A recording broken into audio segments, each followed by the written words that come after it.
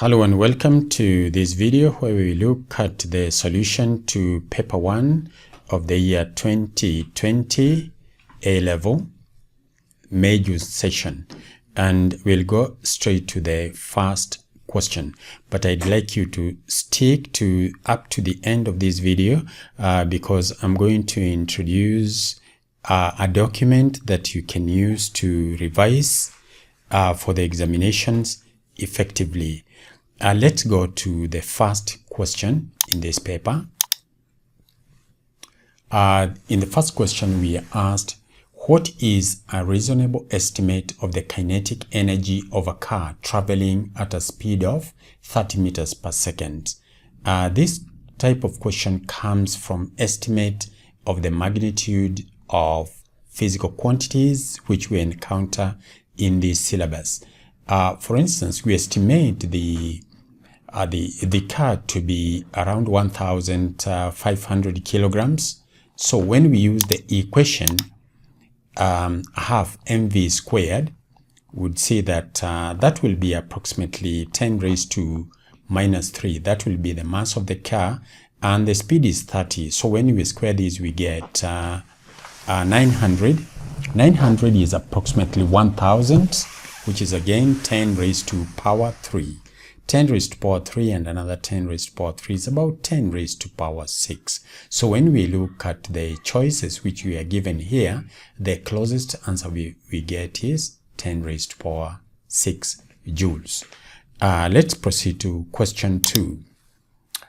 In question 2, we are given the frequency f or vibration of mass m suspended by a spring with spring constant k is given by the equation, this one here. The frequency equals to cm raised to power p raised to power q, where c is a constant with no units. What are the values of p and q? This question comes from the concept of homogeneity of physical equations using base units. Homogeneity of physical equations simply means that that equation is correct as far as SI base units are concerned. So you have probably encountered a question which asks you to show whether a given equation is correct or not using base units. What they are asking you to do is to check whether the equation is homogeneous with respect to base units. It is as simple as this.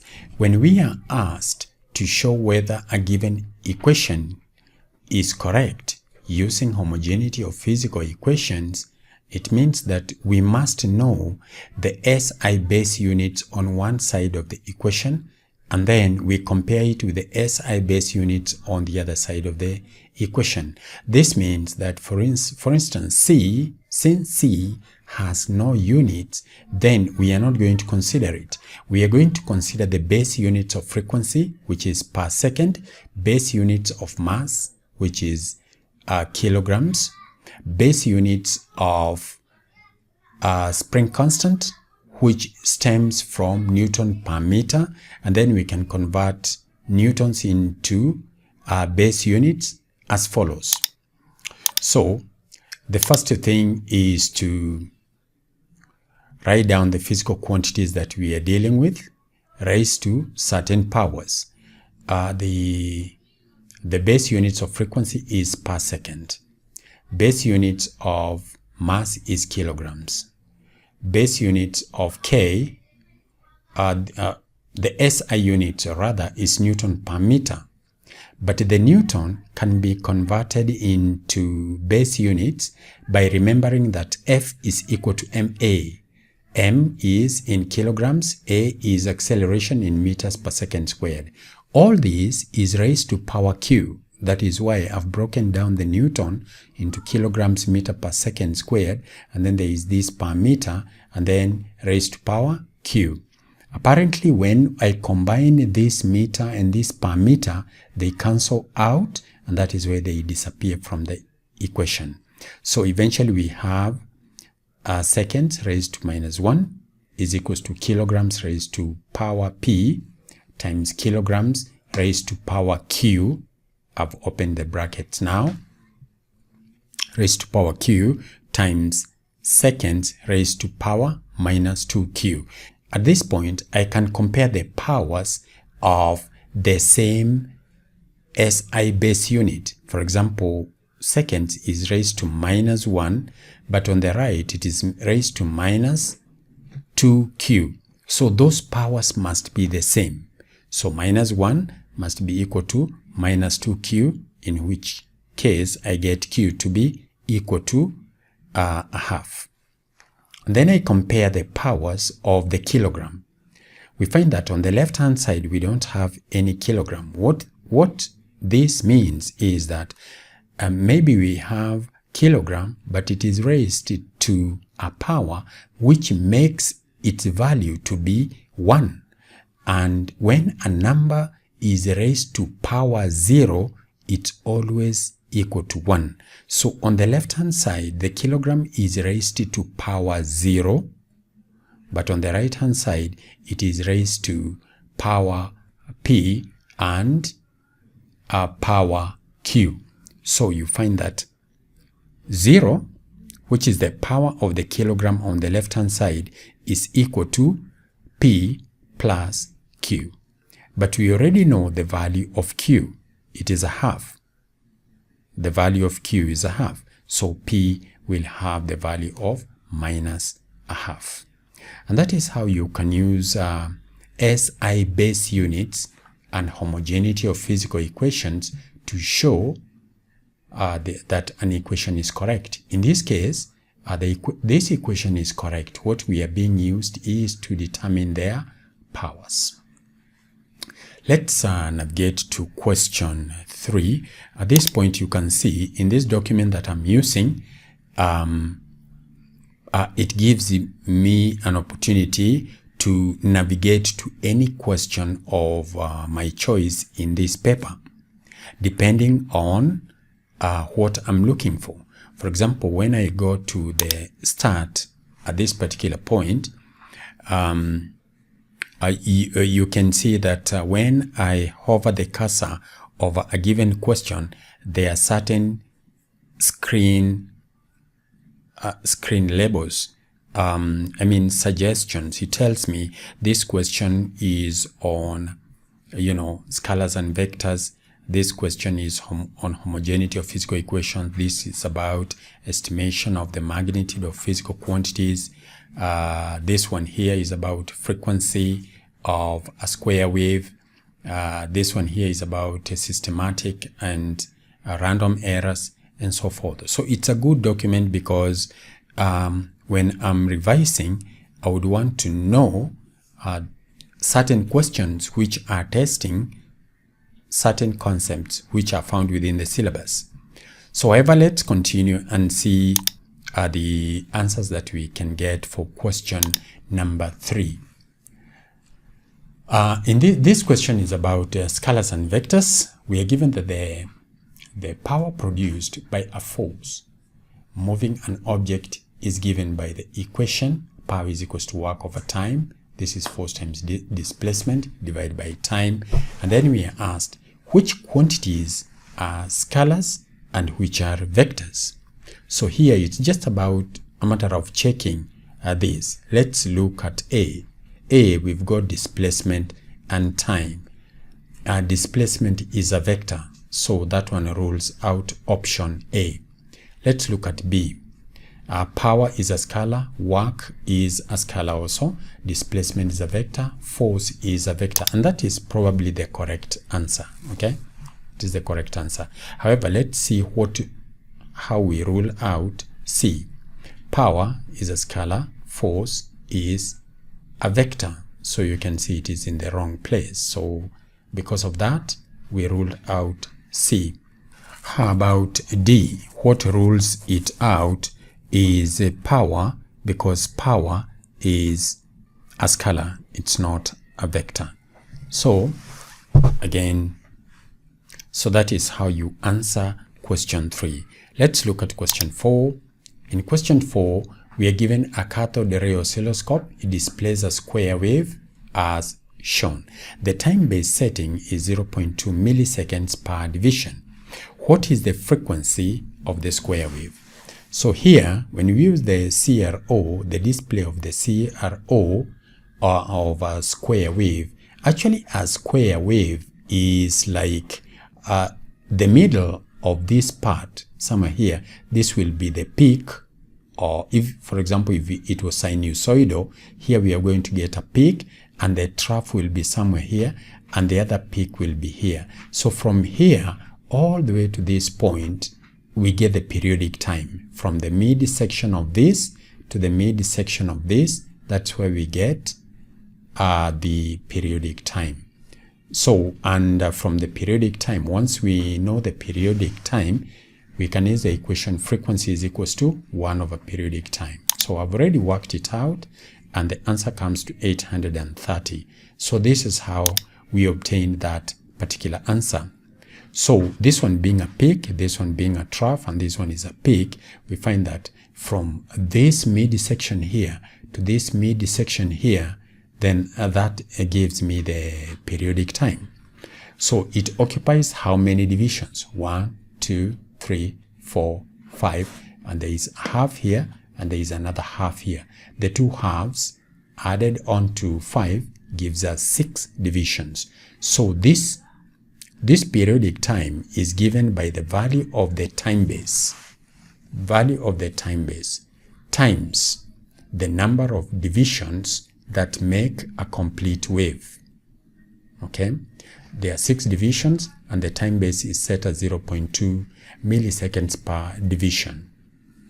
So of course that will give us 1.2 milliseconds. 1.2 milliseconds is like 1.2 by 10 raised to minus 3 seconds. Then I do frequency is 1 over period, which is 1 over that value, and we get 833.33 recurring hertz, which is approximately 830. That is how the answer to that part is obtained. Notice that when we are using this document, it becomes very easy to tell how certain answers are obtained. Also, you can navigate to particular questions very, very easily. Let's look at question number 5. We are given that a measurement is taken correctly, but with a ruler at a significantly higher temperature than that at which the ruler was calibrated.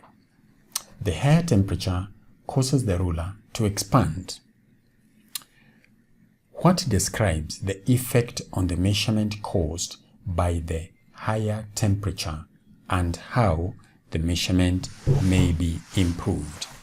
So the first option here tells us that the measurement will be subject to a random error.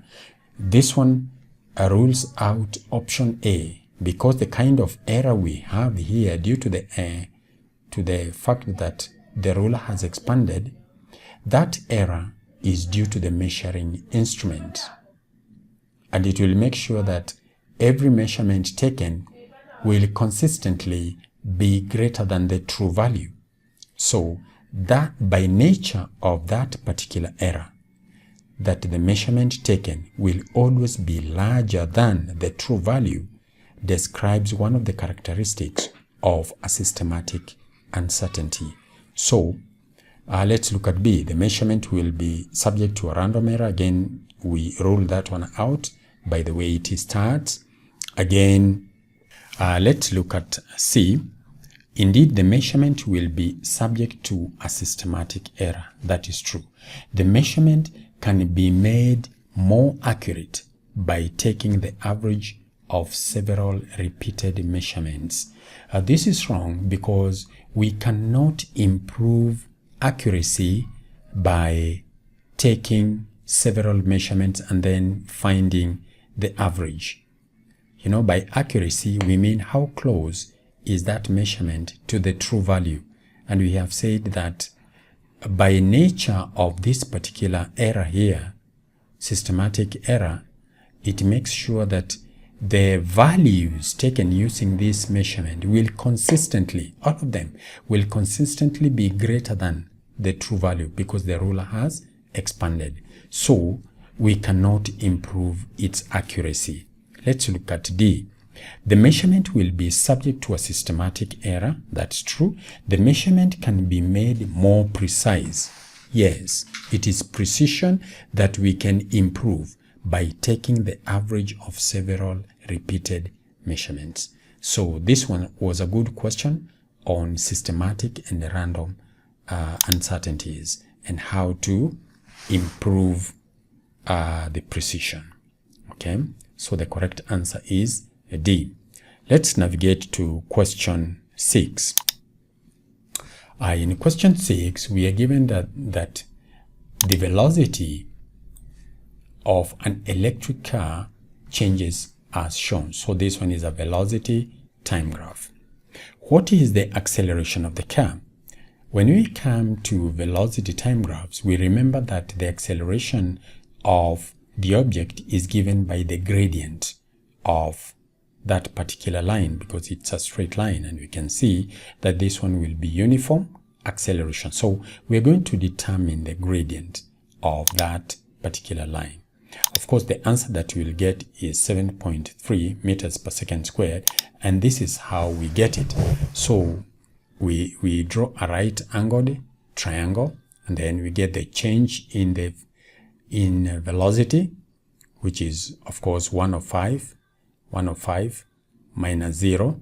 We change 105 kilometers per hour into meters per second by, first of all, changing the kilometers into meters by multiplying by 1000, and then changing the 1 hour into seconds by dividing by 3600. This one is something that you should know. So this one gives me 29.17. Of course, the value was recurring, so I just rounded it up to give me 29.17 meters per second.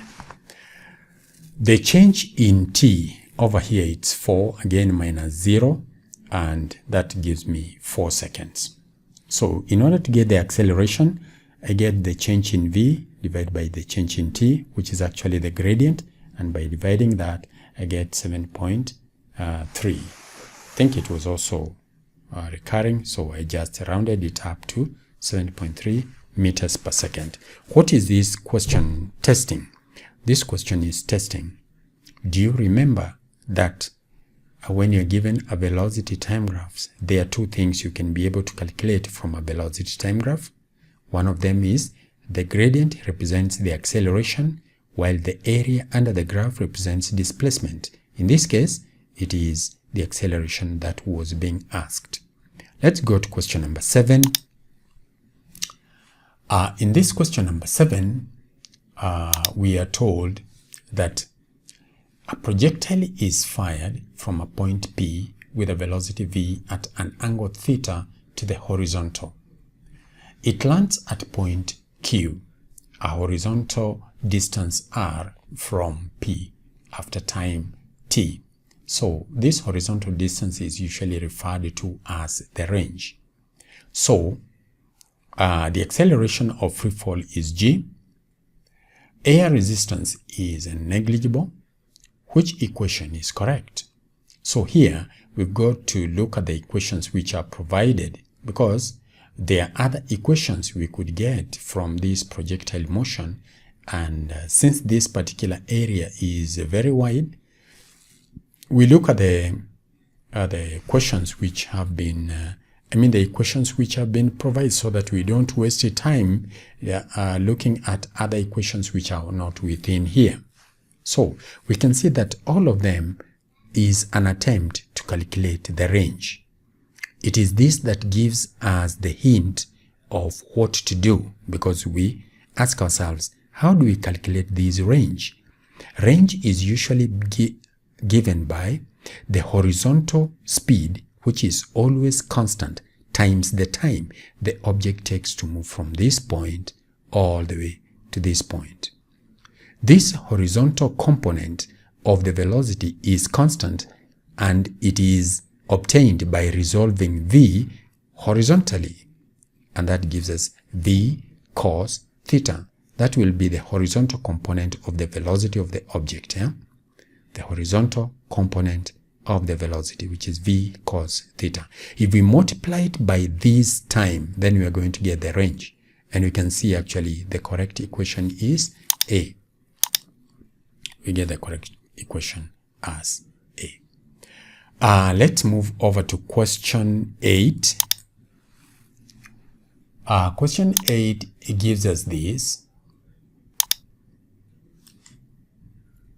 A car accelerates from rest in a straight line with a constant acceleration. Which graph best represents the variation of the momentum p of the car with the distance traveled by the car? So again here, we've got to look at the graphs which are given, and this time we've got to be careful. It is not momentum versus time, but how momentum changes with distance. Of course, we know that the distance of this car is increasing. How is the momentum changing with that? So it's important to try and get an expression that expresses the momentum of the car in terms of displacement. Okay, so first of all, we know that we can calculate momentum by multiplying the mass times the velocity. So that is the first thing that we realize. So having realized that we calculate momentum of an object by multiplying its mass times its velocity, we ask ourselves, how do we get velocity of this object without involving time? Because time has not been mentioned in this particular question. So definitely we are going to use the third equation, which is v squared is equals to u squared plus 2as, implying that since it starts from rest, we've been told that it accelerates from rest. So u is 0. So we get 0 plus 2as, and we get that v squared is going to be equal to 2as, and that implies that v is square root of 2as. You can see that I've got an expression that combines the constant acceleration of the object and the distance covered.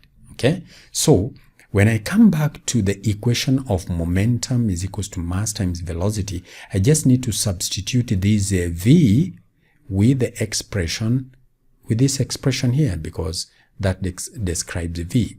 So the moment I put it there, I see that the mass of the object is constant, square root of 2 is a constant number, square root of a is a constant value, because again you can see that the acceleration is constant. So that gives me a constant value times the square root of s. This is the distance. Rather, it's actually the displacement. But the question refers to the magnitude of the displacement, which is a distance. So there is no problem. So the moment I get that momentum is equals to this value, which is equals to constant times the square root of s, it tells me that momentum is directly proportional to the square root of s. So definitely this one is out. This one is out. If momentum was directly proportional to s squared, this one would be correct. This one tells me that the momentum is constant. It's not true. So the most probable expression is this one here. Okay, that is the answer to question number 8. Let's navigate to question number 9.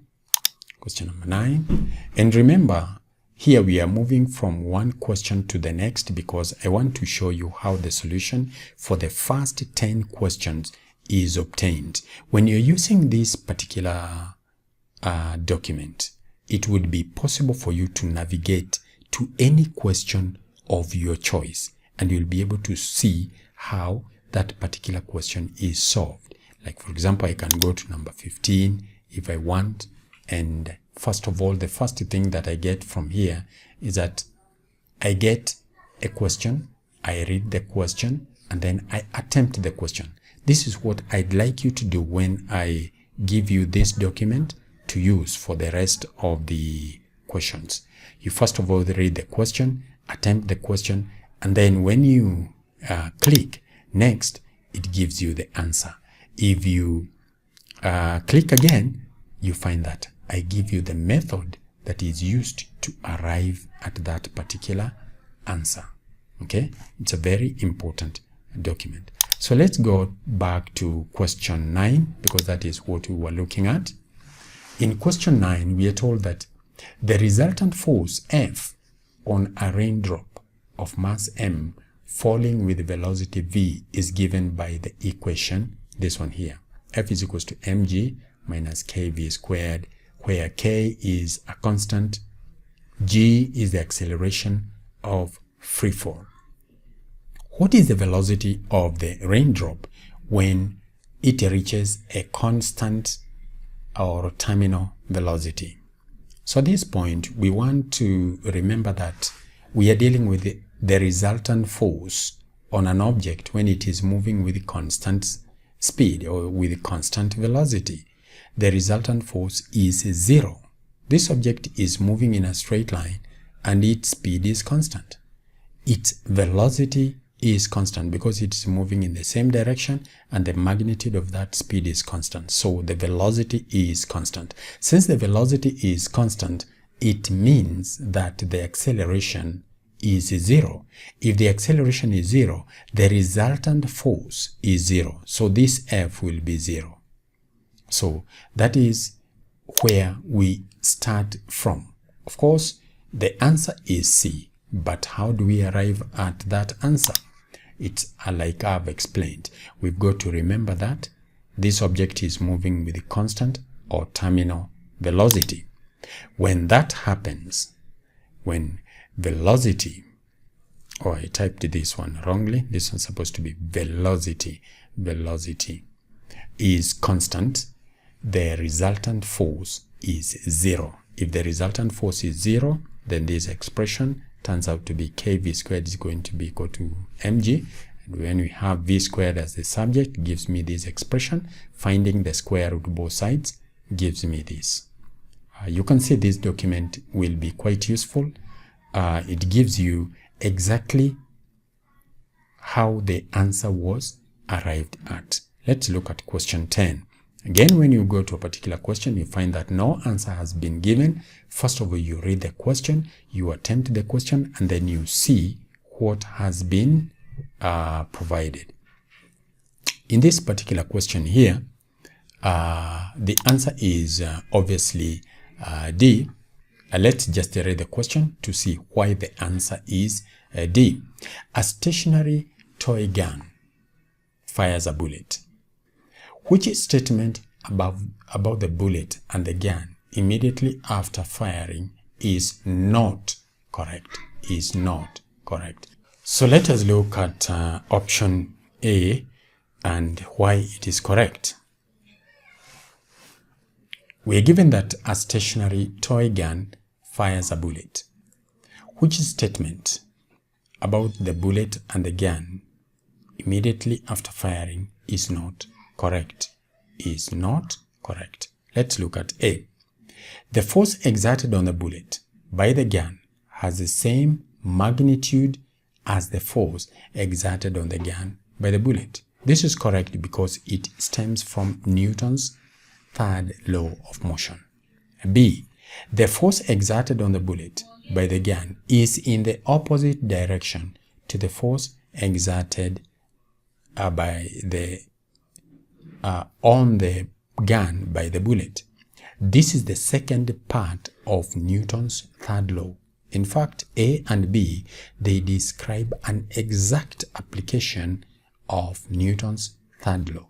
Okay, they don't state the law because a law does not apply to only specific situations. You don't mention specific situations. You state the law in general. But A and B describe the two aspects of Newton's third law. Okay? C. The gun and the bullet have the same magnitude of the momentum. Yes, the momentum of the bullet is in the direction of the bullet, while the momentum of the gun is in the direction of recoil of the gun. Those two momenta, they are equal in magnitude but opposite in direction, so that when you add the two, they give you the resultant momentum of the system to be 0. So C is correct.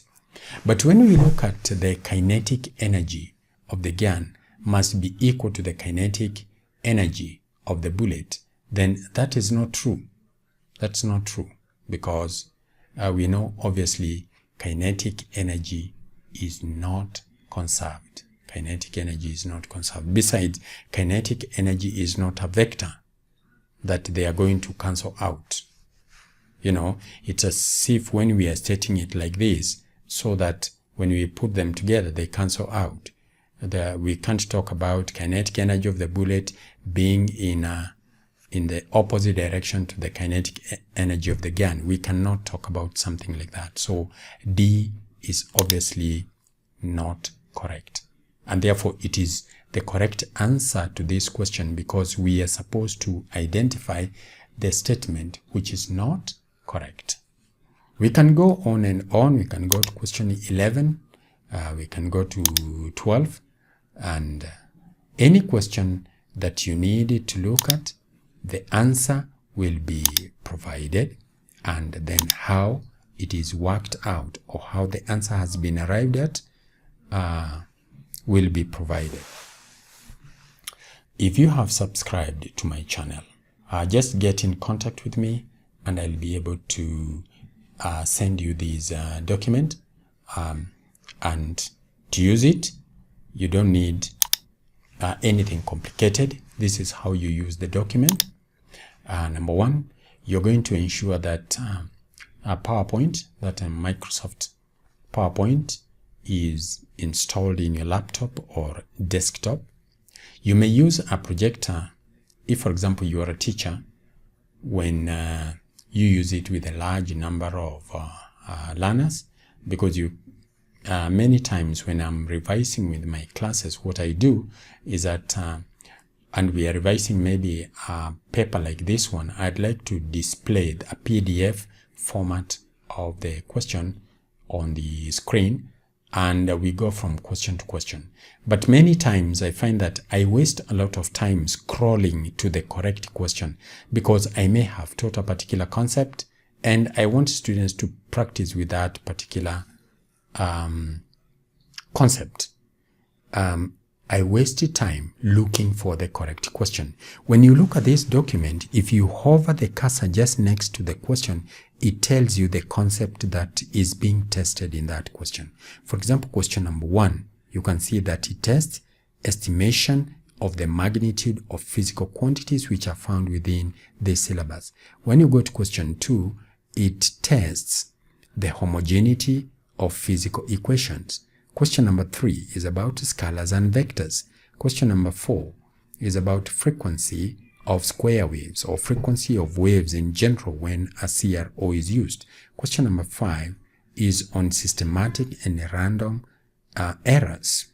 Question number 6 is on velocity time graphs and the two physical quantities which we can get from a velocity time graph, which is acceleration and displacement. In this case, it is only testing the acceleration. Question number 7 is about the projectile motion. And although we deal with the horizontal projection, even if it is projectile motion, we can be able to calculate the range if the horizontal component of the velocity is known. How about question number 8 is about factors affecting momentum of an object, and so forth. You can be able to tell the kind of concept which is being tested, or I can be able to quickly identify the question which I want my students to use.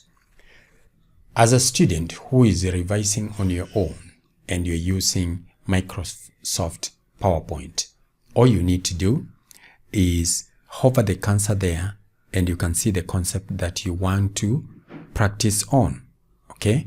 Or you can go from question to question. That is why Microsoft PowerPoint using a laptop and a desktop is a requirement. The second part of it is this. Of course, for you to get the best from this document is you must use it in slideshow mode. That is when these links will work very well for you.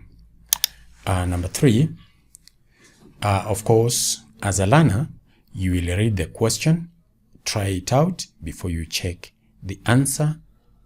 And once the answer is given, you can click to view the answer or the steps used to arrive at the answer. Okay. And then you can click to view the next question. You can also use the navigation below to skip to the question of your choice. Like I said, if you're interested in this document, just get in contact with me and I'll be able to send you this document so that you can look at the rest of the questions all the way from question number 11 all the way to 40, because I've worked all of them out. Bye-bye.